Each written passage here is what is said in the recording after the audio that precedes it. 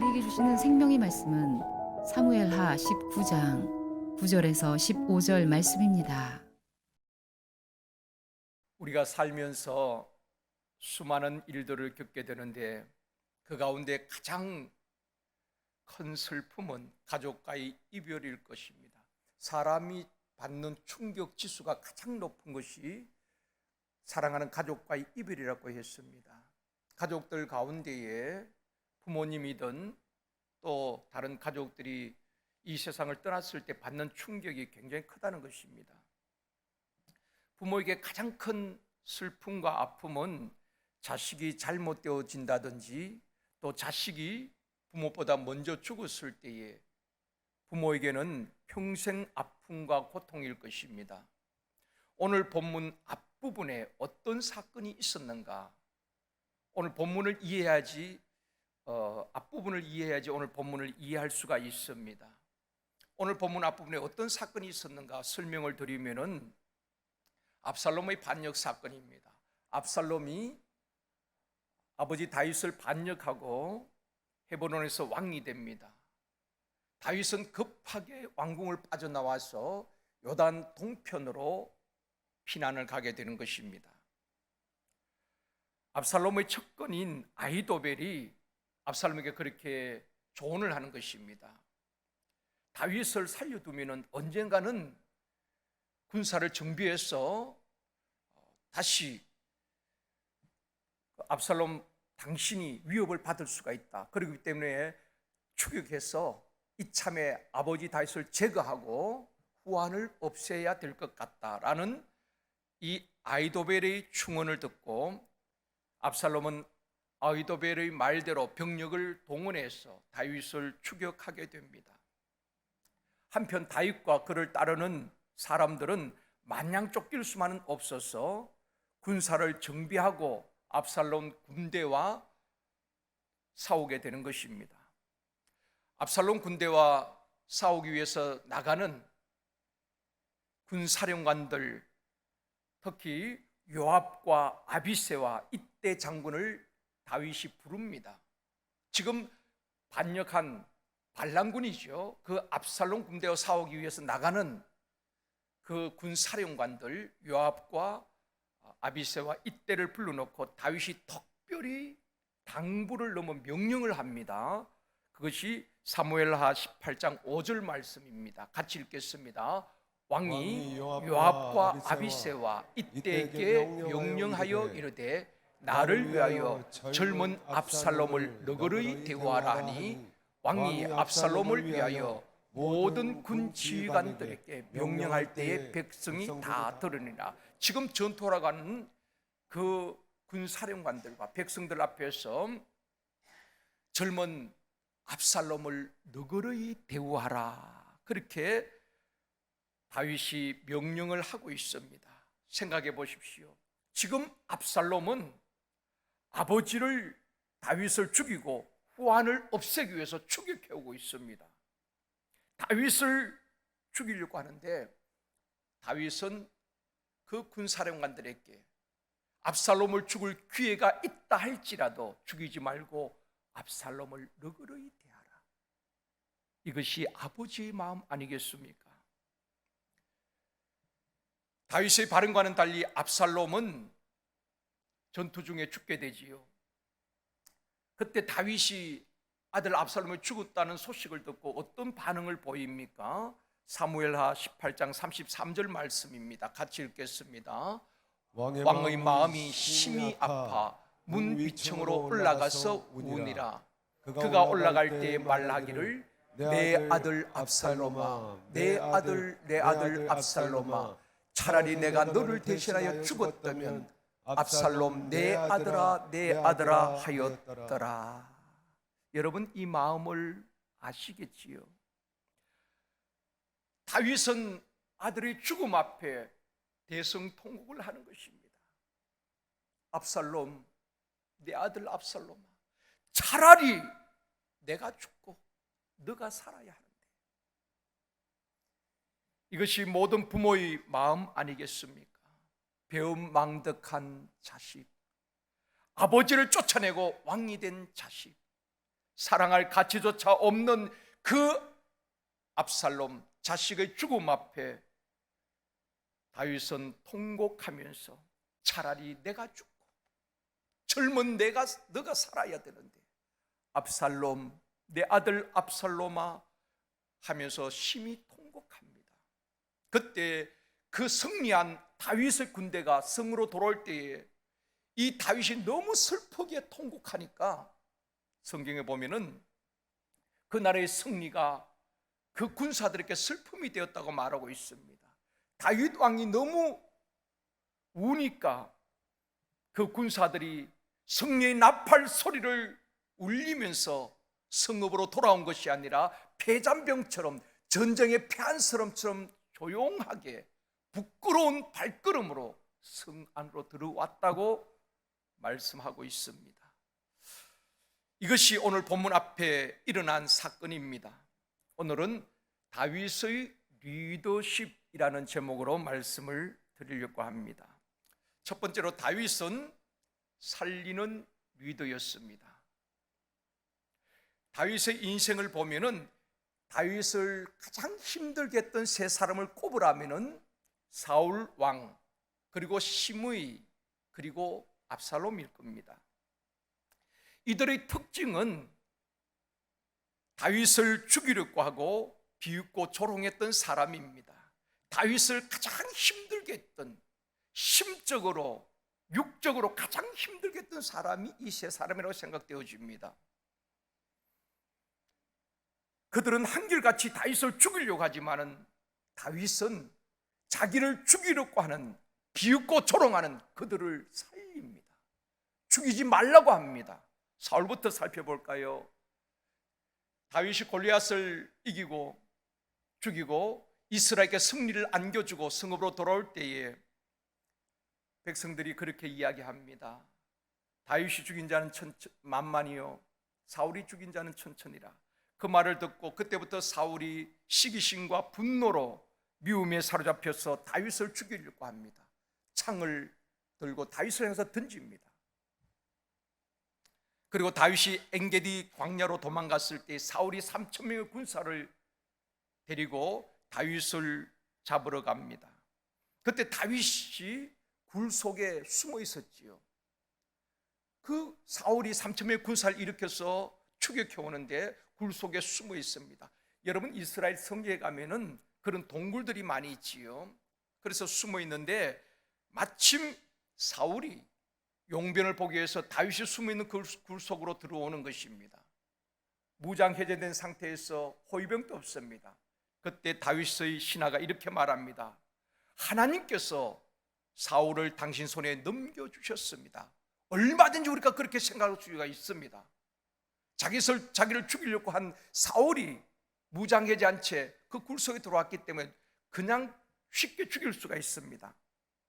그래서 하나님이 당신에게 이런 기회를 주신 것 같다. 이 절호의 기회를 놓치지 말고 사울을 제거합시다. 충분히 제거할 수가 있었죠. 그런데 다윗은 뭐라고 말합니까? 사무엘상 24장 6절 말씀입니다. 같이 읽습니다. 자기 사람들에게 이르되 내가 손을 들어 여호와의 기름 부음을 받은 내 주를 치는 것은 여호와께서 금하시는 것이니 그는 여호와의 기름 부음을 받은 자 됨이니라 하고, 다윗은 손대지 않습니다. 그리고 어떻게 표현합니까? 내 주라고 말합니다. 하나님이 세운 기름 부음 받은 왕이기 때문에 잘하고 못하고가 아닙니다. 하나님의 주권을 인정하는 것입니다. 손대지 않은 것입니다. 어제 말씀을 드렸죠. 여러분, 에덴 동산에 아담이 선악과 하나 먹는다고 에덴 동산 망가지는 것 아닙니다. 문제는 하나님께서 손대지 말라는 것을 손댔다는 것입니다. 다윗은 하나님이 기름 부으시고 세운 그 사울을 손대지 않습니다. 내 마음에 들지 않는다고, 나의 원수처럼 나를 죽이려고 한다고 원수를 원수로 갚지 않았다는 것입니다. 자기의 감정이나 그 무엇보다도 하나님의 뜻에, 하나님 말씀에 순종함으로 손대지 않습니다. 다윗은 사울을 죽일 기회가 2번이나 있었지만은 죽이지 않습니다. 살립니다. 척건들은 죽여버립시다. 제거합시다.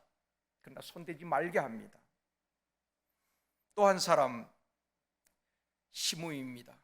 다윗이 압살롬의 반란으로 인하여서 도망을 갈 때에 사울 집안 사람이지요, 시므이가 다윗을 저주합니다. 심하게 저주하지요. 욕을 할 때에 신하가 아비새가 그 이야기를 듣고 분노가 일어나는 것입니다.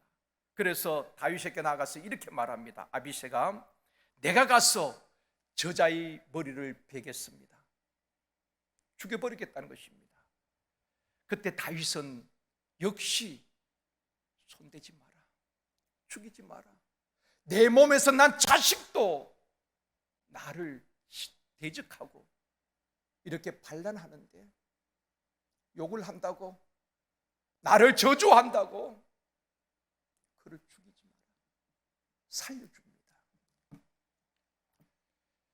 압살롬 역시 아버지 다윗을 죽이고 후환을 없애기 위해서 죽이 캐오지만 다윗은 그 압살롬 군대가 사러 나가는 요압과 아비새와 이때 장군에게 그렇게 명령하지요.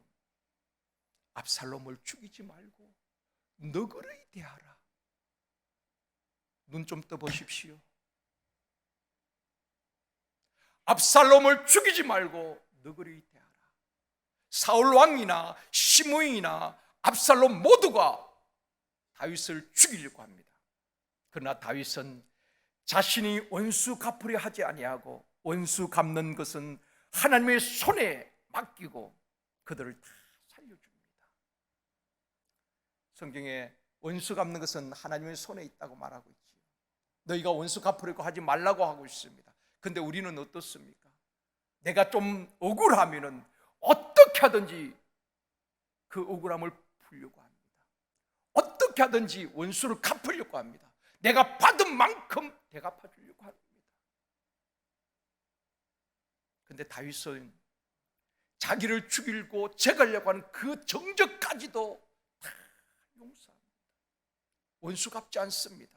이것이 다윗의 리더십입니다.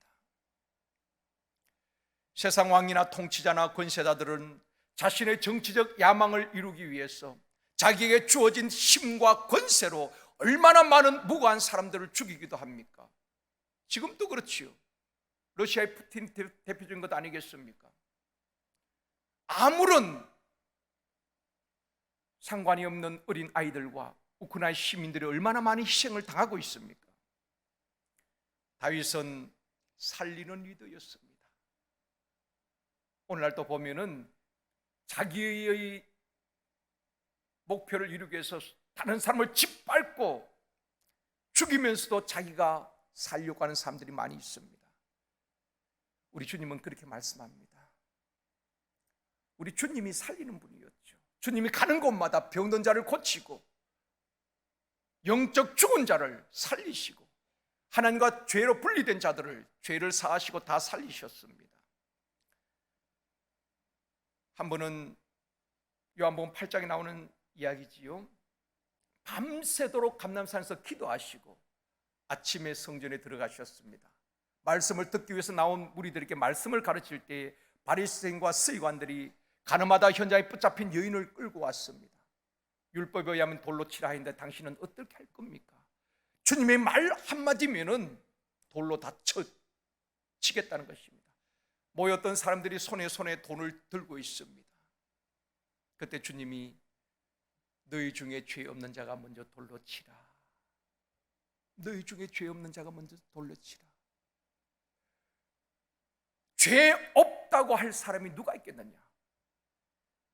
율법에 죄 없다고 할 사람이 있다면은, 율법을 완전하게 지켰다고 생각되어진다면은, 너희들은 죄 없다고 생각되어지면 너희들이 먼저 돌로 치라. 그때 사람들이 다 양심의 가책을 느끼게 됩니다. 들었던 돌을 내려놓고 한 사람 한 사람 그 자리를 떠나게 됩니다. 주님과 여인만 남았습니다. 주님이 말씀합니다. 가서 다시는 죄를 범하지 말라. 그러면서 그 여인에게 새로운 삶의 길을 열어준 것입니다. 돌에 맞아 죽어야 될 여인, 주님은 품어주시고 새로운 삶의 길을 열어주셨다는 것입니다. 주님은 살리는 영으로 오셨고 수많은 사람들을 살리셨습니다. 사랑하는 성도 여러분, 다윗처럼 예수님처럼 복음으로 성령의 능력으로 사람을 살리고 사람을 세우는 우리 교회 공동체가 되어지기를 원합니다. 세상에 짓밟히고 상처 입은 영혼들이 샘터 예배에서, 전도에서, 교회에서 위로받고 힘을 얻고 말씀 붙들고 다시 일어나 승리하며 살아갈 수 있도록 힘주는 것이 교회입니다. 말 많은 것이 교회가 아니라 정말 상처 있고 말로 넘어진 그들을 일으켜 세우고 치유하고 회복하는 것이 교회 아니겠습니까? 우리가 얼마나 찬양합니까? 교회가 교회되게 해달라고. 정말 우리 제일성도교회가 교회다운 교회가 되어지기를 원합니다. 살리는 공동체가 되어지기를 원합니다. 삶에 지치고 상처 입은 영혼들을 치유하고 회복하는 공동체가 되어지기를 원합니다. 교회에 오기만 하면, 주일날 오기만 하면, 금요기대 오기만 하면은, 성도들 보기만 하면은, 장로님들 보기만 하면은 힘이 되고 위로가 되고 서로가 격려하고 세워주는 공동체 말입니다. 그것이 초대교회 공동체 아니겠습니까? 성령으로 충만했던 예루살렘 공동체가 아니었겠습니까? 우리 제일성도교회가 그런 공동체를 꿈꿀 수 있기를 원합니다. 우리 한 사람 한 사람이 살리는 리더가 되어지기를 주님의 이름으로 축원합니다. 두 번째, 다윗은 용서와 포용의 리더였다는 것입니다. 오늘 본문 내용은 압살롬의 죽음 이후에 전개된 내용을 말씀하고 있습니다. 9절 말씀 보시겠습니다. 같이 읽습니다. 이스라엘 모든 지파 백성들이 변론하여 이르되 왕이 우리를 원수의 손에서 구원하여 내셨고 또 우리를 블레셋 사람의 손에서 구원하셨으나 이제 압살롬을 피하여 그 땅에서 나가셨고, 압살롬은 이제 죽었습니다. 반란군들이 진압이 되었습니다. 이스라엘 모든 지파가 다윗을 예루살렘으로 모시고 와서 왕위에 복귀시켜야 된다는 여론이 각 지파에 이제 돌게 되는 것입니다. 그때 굉장히 부담을 안고 있었던 지파가 유다 지파입니다. 유다 지파. 모든 이스라엘 지파 백성들이 다윗을 다시 예루살렘 모시고 와서 왕위에 올려야 됩니다. 그런 여론이 팽배할 때에 부담을 가졌던 지파가 유다 지파인데, 왜 그런가 하면은 10절 말씀입니다. 같이 읽겠습니다. 우리가 기름을 부어 우리를 다스리게 한 압살롬은 싸움에서 죽었거늘 이제 너희가 어찌하여 왕을 도로 모셔올 일에 잠잠하고 있느냐 하니라. 아마 유다 지파 가운데, 유다 지파가 어떤 지파인가 하면은 유다 지파의 본거지가 헤브론입니다. 압살롬이 반역을 일으킨 곳이 헤브론이란 말입니다. 그러니까 이런 것을 볼 때 유다 지파가 압살롬을 지지하고 압살롬 편에 섰던 것으로 짐작이 되어집니다. 여러분, 정치에서 보면 지역구가 있잖아요. 지역에서 민심을 얻어야 되는 것입니다. 지지를 받아야 되는 것입니다. 유다 지파의 본거지가 헤브론인데, 이 압살롬이 헤브론에서 4년 동안 준비하잖아요. 반란을 일으키기 위해서 민심을 얻습니다. 그러다 보니까 이 유다 지파 가운데 상당수가 압살롬 편에 섰고 압살롬이 반역할 때 지지했다라고 생각되어지는 것입니다. 세상 정치사를 봐도 그렇지요. 정치란 것을 보면은 정권이 바뀌게 되어지면은 다 그 요직에 자기 척분들을 안 치입니다. 그리고 앞선 정권에 대해서 정치적인 보복을 할 때가 참 많이 있습니다. 우리나라에 그런 정치적인 악순환이 계속되고 있지요. 다윗은 압살롬 편에 섰던 유다 지파, 근데 그 유다 지파의 과거를 묻지 않고 유다 지파를 포용하는 것입니다. 정치적 보복을 하지 않습니다. 용서하고 포용하는 다윗의 리더십에 유다 지파 사람들은 마음이 움직여지고 하나가 되어집니다. 유다 지파 가운데도 의견이 갈라진 것입니다. 다시 다윗을, 압살롬 죽었으니까, 우리가 기름 부어서 세웠던 압살롬이 죽었으니까 유다를 다윗을 다시 왕으로 모셔야 된다는 그런 여론과 또 유다 지파 가운데에 그렇게 해서는 안 된다는 여론이 엇갈렸습니다. 그런 가운데 다윗은 다 유다 지파 전체를 품어줍니다. 그때 어떤 일이 일어납니까? 본문 14절에서 말씀합니다. 같이 읽습니다. 모든 유다 사람들의 마음을 하나같이 기울게 하며 그들이 왕께 전가를 보내어 이르되 당신께서는 모든 부하들과 더불어 돌아오소서 한지라. 나뉘었던 그 유다 지파의 마음이 하나로 묶어지게 되는 것입니다. 이게 리더십입니다. 그런데 여러분, 지도자가 얼마나 중요한지 모릅니다. 지역 간에 나누어 버리고, 나하고 맞지 않는다고 진보와 보수를 나누어 버리고, 좋은 리더는 아니라고 생각합니다. 품을 수 있는 다윗의 리더십이 이 시대에 필요하다고 저는 생각합니다. 다윗은 어떻게 보면 반역자 압살롬 편에 섰던 유다 지파를 품습니다. 물론 자기 또 형제이기도 하지요. 그럴 때에 유다 사람들이 다 마음이 하나가 되어지고 다윗에게로 마음이 기울게 되는 것입니다. 결국 그들은 그렇게 왕께 전가를 보냅니다. 다윗에게 다시 예루살렘으로 돌아오소서, 당신 부하들과 함께 다시 돌아오소서, 왕의 귀환에 맨 앞장서게 되는 것입니다. 오늘 본문에도 보면 또 등장하는 인물이 있죠. 아마사라는 인물이 등장하는데, 이 아마사가 어떤 사람인가 하면은 압살롬의 군 지휘관이었습니다. 아마사가, 그러니까 압살롬의 반역을 도왔던 인물입니다. 그런데 압살롬의 반역이 실패로 돌아가게 됩니다. 그러니까 여러분 생각해 보십시오. 압살롬 군의 지휘관이었다면은, 그 반란이 실패로 돌아갔다면 제일 먼저 숙청당하고 제거 1호입니다. 제일 먼저 죽입니다. 그런데 다윗은 그 압살롬을 군사령관으로 앉히는 것입니다. 자기 군대, 압살롬의 군대 사령관이었던 이 아마사를 다윗 군대의 군사령관으로 앉힙니다. 오늘 본문 13절 말씀이 그 말씀입니다. 같이 읽겠습니다. 너희는 또 아마사에게 이르기를 너는 내 고륙이 아니냐, 내가 요압을 이어서 항상 내 앞에 지휘관이 되지 아니하면 하나님이 내게 벌 위에 벌을 내리시기를 바라노라 하셨다 하라 하여, 요압을 이어서 항상 내 앞에 지휘관이 되라는 것입니다. 근데 여기서 조금 우리가 생각할 수 있는 것은,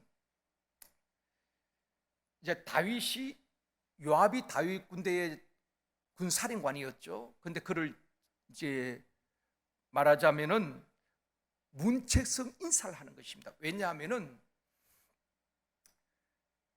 이 요압이 압살롬 군대가 싸우러 나갈 때에 불러놓고 요압과 아비새와 이때에게 다윗이 특별히 당부를 했죠. 압살롬을 죽이지 말고 너그러이 대하라. 그런데 어떻게 보면은 이 요압이 압살롬 죽였거든요. 압살롬이 노새를 타고 가다가 상수리나무에 목이 걸렸습니다. 노새는 밑을 빠져나갔습니다. 목이 걸려 있을 때에 이 요압이 보고를 받고 창을 들고 와서 압살롬의 심장을 창을 찌릅니다. 그래서 죽이게 되지요. 그러니까 나중에 이 다윗이 그 이야기를 듣게 되는 것입니다. 압살롬을 죽인 자가 요압 장군입니다. 그 이야기를 듣고 문책성 인사로 요압을 군사령관에서 내려오게 하고, 그 요압을 대신하여서 누구를 세웠는가 하면 압살롬의 군사령관이었던 아마사를 그 군사령관에 임명하게 되는 것입니다. 쉽지 않지요.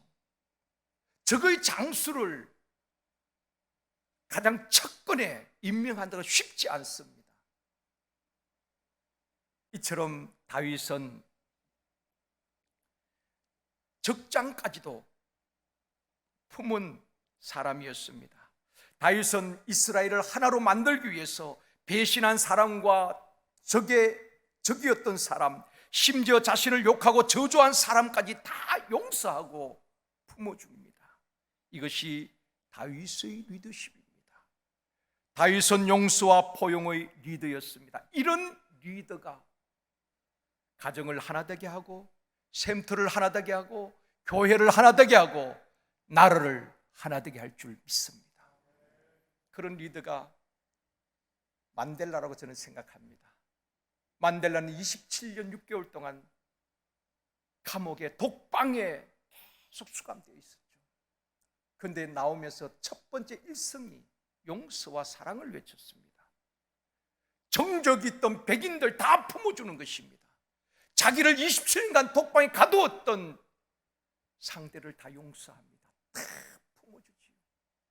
그래서 만델라가 위대한 지도자로 꼽히는 것입니다. 정적을 다 제거하고 정권을 유지하는 것이 아니라 품어주는 겁니다. 사랑하는 성도 여러분, 저와 여러분은 용서와 포용의 리더, 용서와 포용의 사람이 되어지기를 원합니다. 우리 제일선도교회가 그런 교회가 되어지기를 원합니다. 그 교회가 건강한 교회고 성령이 역사하는 교회다운 교회가 아니겠습니까? 마지막 세 번째로, 다윗은 하나님을 때를 기다리는 리더였습니다. 다윗이 왕으로 기름 부음 받은 때가 17살, 혹자는 15살이라고도 말을 합니다. 그리고 난 다음에 그 후 10년 동안 사울에게 쫓겨다니는 것입니다. 사울 왕이 죽은 이후에도 다윗은 통일 왕국의 왕이 되지 못하고 헤브론에서 유다 지파의 왕으로 다스리게 됩니다. 사무엘하 5장 5절 말씀입니다. 같이 읽겠습니다. 헤브론에서 7년 6개월 동안 유다를 다스렸고 예루살렘에서 33년 동안 온 이스라엘과 유다를 다스렸다. 헤브론에서 7년 6개월 동안 다스리고 유다 지파의 왕으로 있다가 통일 왕국의 왕으로 33년을 이스라엘과 유다를 통치하게 됩니다. 다윗은 조롱과 멸시, 배신을 당하고 죽을 고비를 넘기면서도 결코 서두르지 않았습니다. 하나님의 때를 기다렸다는 것입니다. 압살롬처럼 조급한 마음에 반란을 일으키지 않았습니다. 어쩌면 압살롬이 기다렸다면 다윗의 후계자로 왕위에 오를 수도 있었을 것입니다. 조급한 마음이 젊은 날에 압살롬은 그렇게 처참하게 죽게 된 것입니다. 다윗은 죽을 고비를 넘기면서도 끝까지 하나님의 때를 기다린 것입니다. 하나님보다 앞서지 않았다는 것입니다. 기도할 때도 마찬가지입니다. 기도하고 응답되지 않는다고 원망하고 불평하고 난리치는 것 아니었습니다. 시편 40편 1절 말씀 같이 읽습니다. 내가 여호와를 기다리고 기다렸더니 귀를 기울이사 나의 부르짖음을 들으셨도다. 이것이 다윗의 영성이고 다윗의 리더십이고 다윗의 믿음이기도 한 것입니다. 내가 기다리고 하나님의 때를 기다렸더니 나의 기도를 들으시고 부르짖음을 들으시고 응답하셨도다. 나를 수렁에서 건지셨다고 고백을 하고 있습니다. 말씀을 맺겠습니다. 사랑하는 성도 여러분, 교회에 필요한 리더가 어떤 사람일까요? 나라에 필요한 지도자가 어떤 사람일까요? 가정에 필요한 리더가 어떤 리더일까요? 다윗처럼 살리는 리더, 용서와 포용의 리더, 하나님보다 앞서지 않고 하나님의 때를 기다릴 줄 아는, 인내할 줄 아는 리더, 그런 리더가 되어서 이 시대의 역사의 주역으로 가정을 하나 되게 하고, 샘터를 하나 되게 하고, 교회를 하나 되게 하고, 여러분이 있는 일터를 하나 되게 하는 역사의 주역으로 쓰임받는 저와 여러분이 되어주기를 주님의 이름으로 축원합니다.